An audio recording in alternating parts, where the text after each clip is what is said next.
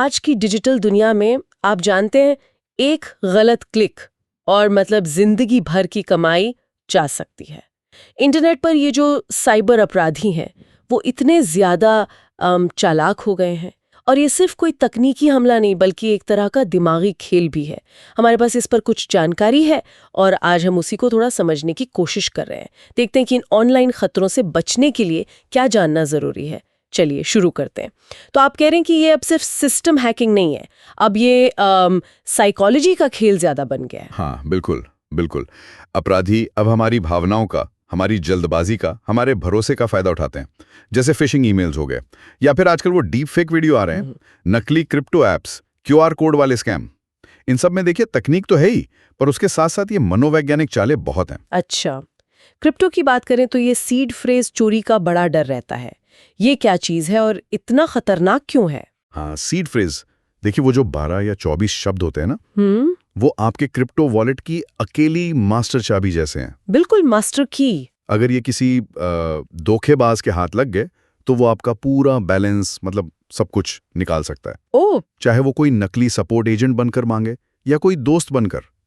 कभी नहीं देना चाहिए। तो इससे किसी से भी शेयर नहीं करना है ऑनलाइन, तो बिल्कुल नहीं। बिल्कुल नहीं। और सेफ रखने का सबसे अच्छा तरीका क्या है फिर? देखिए, अगर लंबे टाइम के लिए रखना है तो लेजर या ट्रेजर जैसे हार्डवेयर वॉलेट आते हैं, वो बेस्ट है, क्योंकि वो सीड फ्रेज को ऑफलाइन रखते हैं, इंटरनेट से दूर। यहाँ प्राइवेसी सबसे जरूरी है। हाँ, प्राइवेसी। अच्छा, और ये फिशिंग और सोशल इंजीनियरिंग, ये भी तो बहुत सुनने में आता है। वो ईमेल या मैसेज जो बिल्कुल असली लगते हैं। हाँ हाँ, सही कहा। जैसे वो ईमेल आता है, अपना केवाईसी अपडेट करें। केवाईसी मतलब नो योर कस्टमर, पहचान के लिए जो होता है। या फिर मान लीजिए बाइनेंस जैसे किसी एक्सचेंज से लॉगिन अलर्ट का झूठा मैसेज आ गया। अच्छा। अब आपने लिंक पर क्लिक किया, अपना पासवर्ड वगैरह डाल दिया, तो बस आपका अकाउंट सीधा उनके कंट्रोल में चला गया। बाप रे। तो इससे बचने के लिए क्या करें, क्या देखें? हमेशा भेजने वाले का ईमेल एड्रेस, वो डोमेन नेम ध्यान से देखें। जरा सा भी शक हो तो उस लिंक पर क्लिक ही ना करें। और हाँ, 2 फैक्टर ऑथेंटिकेशन यानी 2FA जरूर इस्तेमाल करें। 2FA मतलब वो एक्स्ट्रा सिक्योरिटी लेयर है ना, पासवर्ड के अलावा फोन पर कोड आता है जैसे। हाँ बिल्कुल। एक तो आपका पासवर्ड हो गया जो आप जानते हैं, और दूसरा वो कोड जो आपके पास है आपके फोन पर। लेकिन इसमें भी एक चीज है, SMS वाले 2FA से बेहतर है ऑथेंटिकेटर एप्स जैसे गूगल ऑथेंटिकेटर या ऑथी। ऐसा क्यों? SMS वाला क्यों ठीक नहीं? क्योंकि SMS को इंटरसेप्ट किया जा सकता है। वो सिम स्वाइपिंग जैसे फ्रॉड होते हैं ना, उससे आपका SMS वो पढ़ सकते हैं। ऐप ज्यादा सुरक्षित है। अच्छा, और अब तो ये डीप फेक का खतरा भी आ गया है, जिसमें AI से किसी की आवाज या चेहरा ही कॉपी कर लेते हैं। हाँ, और ये काफी चिंता की बात है एक्चुअली। स्कैमर्स AI का इस्तेमाल करके आपके बॉस की या किसी रिश्तेदार की या किसी जाने माने यूट्यूबर की आवाज या वीडियो बना सकते हैं, और फिर वो आपसे कहेंगे कि जल्दी से पैसे ट्रांसफर करो या क्रिप्टो भेजो, और वो इतने असली लगते हैं कि मतलब यकीन करना मुश्किल हो जाता है। तो अगर ऐसा कोई अर्जेंट मैसेज या कॉल आए तो क्या करें? पहली चीज तो शक करें, जरूर शक करें, खासकर अगर कोई बहुत जल्दी मचा रहा हो या कह रहा हो कि बात सीक्रेट रखनी है।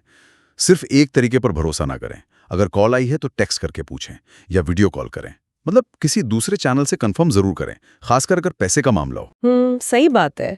अच्छा, एक और चीज जो हम रोज इस्तेमाल करते हैं, QR कोड, इनमें कैसे फ्रॉड हो जाता है? हाँ, QR कोड वाले फ्रॉड भी बढ़ रहे हैं। इसमें क्या होता है कि अपराधी किसी दुकान या रेस्टोरेंट में जो असली QR कोड लगा होता है ना, उसके ऊपर अपना नकली वाला स्टिकर चिपका देते हैं। ओह। अब आपने पेमेंट के लिए स्कैन किया और पैसा चला गया गलत खाते में, या कभी-कभी तो कोई मैलवेयर ही डाउनलोड हो जाता है फोन में। तो स्कैन करने से पहले क्या ध्यान रखना चाहिए? जब आप स्कैन करते हैं तो पेमेंट आप में कंफर्म करने से पहले एक बार चेक करें कि नाम किसका आ रहा है, अमाउंट कितना है, और पब्लिक जगहों पर, खासकर अगर कोई कागज पर प्रिंटेड QR कोड है तो थोड़ा ज्यादा सावधान रहें।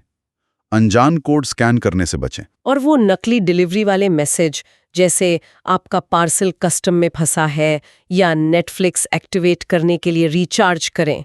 हाँ, वो भी सोशल इंजीनियरिंग ही है। आपको एक लिंक भेजेंगे और कहेंगे कि कस्टम ड्यूटी भरो या सर्विस चार्ज दो।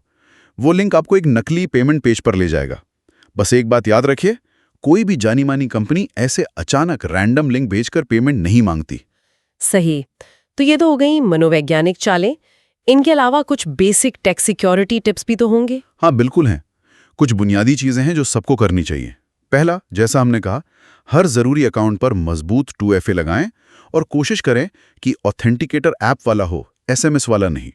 दूसरा, एक अच्छा पासवर्ड मैनेजर इस्तेमाल करें, जैसे बिटवार्डन या 1Password। यह हर वेबसाइट के लिए अलग और मुश्किल पासवर्ड बनाकर सेव रखता है, आपको याद रखने की जरूरत नहीं। हाँ, ये बहुत जरूरी है। तीसरा, अपने फोन, लैपटॉप और सारे सॉफ्टवेयर को हमेशा अपडेट रखें। अपडेट्स में अक्सर सिक्योरिटी पैच होते हैं जो कमियों को ठीक करते हैं। और पब्लिक वाईफाई का इस्तेमाल? देखिए, अगर आप बैंकिंग जैसा कोई संवेदनशील काम कर रहे हैं तो पब्लिक वाईफाई से बचना चाहिए। बहुत जरूरी हो तो एक अच्छा VPN इस्तेमाल करें। और हाँ, कंप्यूटर और फोन दोनों पर एंटीवायरस और एंटी मैलवेयर सॉफ्टवेयर जरूर रखें, खासकर एंड्रॉयड फोन पर। एक और चीज, हैव आई बीन पॉन जैसी सर्विसेज हैं, उन पर अपना ईमेल और फोन नंबर डाल के चेक करते रहें कि कहीं वो किसी डेटा लीक में तो नहीं आ गया। ये सब बहुत जरूरी पॉइंट्स हैं। लेकिन मान लीजिए इतनी सावधानी के बाद भी कोई धोखाधड़ी का शिकार हो ही गया, तो उसे तुरंत क्या करना चाहिए? देखिए, अगर ऐसा हो जाता है तो सबसे जरूरी है फौरन एक्शन लेना। अगर आप भारत में हैं तो तुरंत cybercrime.gov.in पर रिपोर्ट करें। ये सरकारी पोर्टल है। अपने बैंक को, या अगर वॉलेट से हुआ है तो वॉलेट प्रोवाइडर को, या जिस भी प्लेटफॉर्म पर फ्रॉड हुआ है उन्हें तुरंत बताएं। और अपने नजदीकी साइबर पुलिस स्टेशन में भी शिकायत जरूर दर्ज कराएं। और सबूत? हाँ, वो बहुत जरूरी है। स्क्रीनशॉट, ट्रांजैक्शन ID, जो भी ईमेल या मैसेज आए हों, सब कुछ संभाल कर रखें। जितनी जल्दी आप रिपोर्ट करेंगे और जितने ज्यादा सबूत देंगे, मदद मिलने की संभावना उतनी ही बढ़ेगी। तो कुल मिलाकर बात यह है कि साइबर सेफ रहने के लिए कोई बहुत बड़ा टेक गुरु होने की जरूरत नहीं है, बस थोड़ी जानकारी और जागरूकता चाहिए। बिल्कुल। देखिए, ये अपराधी हमारी जल्दबाजी का, हमारे डर या लालच का और हमारी जानकारी की कमी का ही फायदा उठाते हैं। लेकिन अगर हम थोड़ा सावधान रहें, चीज़ों को ठीक से समझें और सही डिजिटल टूल्स का इस्तेमाल करें, तो हम खुद को काफ़ी हद तक बचा सकते हैं। बस अलर्ट रहना है। सही कहा। आज की इस पूरी बातचीत से एक सवाल मेरे मन में आ रहा है। जैसे जैसे AI और दूसरी टेक्नोलॉजी और आगे बढ़ रही हैं, भविष्य में हमें ऑनलाइन सुरक्षा की और किन नई चुनौतियों का सामना करने के लिए तैयार रहना होगा, ये सोचने वाली बात है।